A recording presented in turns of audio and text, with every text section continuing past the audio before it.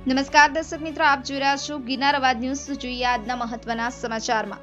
ઉનાના Ahmedpur Mandvi beach ખાતે beach ફેસ્ટિવલનો પ્રારંભ। Beach પર ખાણીપીણીના તેમજ પરંપરાગત કલાકૃતિઓના સ્ટોલ પણ ઊભા કરવામાં આવ્યા। જિલ્લા વહીવટી તંત્ર તેમજ ગુજરાત પ્રવાસન નિગમના સંયુક્ત પ્રયાસથી ગીર સોમનાથ જિલ્લાના ઉના તાલુકાના અહેમદપુર માંડવી બીચ ખાતે ત્રિદિવસીય બીચ ફેસ્ટિવલનો પ્રારંભ થયો હતો અને પ્રારંભ સમયે જિલ્લા પંચાયતના અધ્યક્ષ મંજુલાબેન મુશાર, ધારાસભ્ય કેસી રાઠોડ, ભગવાનભાઈ બારડ ઉપસ્થિત રહ્યા હતા અને પ્રારંભ સમયે આકાશમાં બલૂન ઉડાડી અને કલા અને સંસ્કૃતિના સુભંગ સમન્વય એવા બીચ ફેસ્ટિવલનો આનંદ અને ઉલ્લાસભર્યા વાતાવરણમાં શુભારંભ થયો હતો। કલેક્ટર દિગ્વિજયસિંહ જાડેજાએ કહ્યું હતું કે આ દરિયા કિનારે આવું આયોજન કરવાનું ફક્ત કલ્પનામાં જ વિચારી શકાય, પરંતુ તેને જિલ્લા વહીવટી તંત્ર અને પ્રવાસન નિગમના સંયુક્ત પ્રયાસોથી આજે વાસ્તવિકતામાં સાકાર કર્યું છે।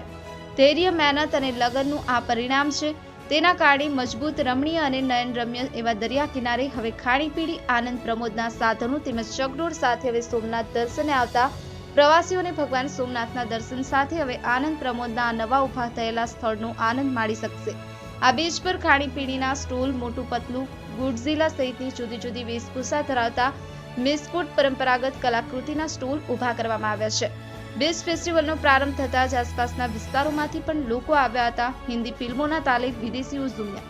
દીવ ખાતે જર્મનીથી ફરવા આવેલા સાયમન પેરિસ સહિતનું ટ્રુપ ભારતીય સંગીતથી પ્રસ્તુતિ પ્રભાવિત થઈ અને કાર્યક્રમ સ્થળે આવ્યું હતું અને ગુજરાતી અને હિન્દી ફિલ્મોની ધૂન પર ઉપસ્થિત સૌની સાથે ડાન્સ કરવા લાગ્યું હતું।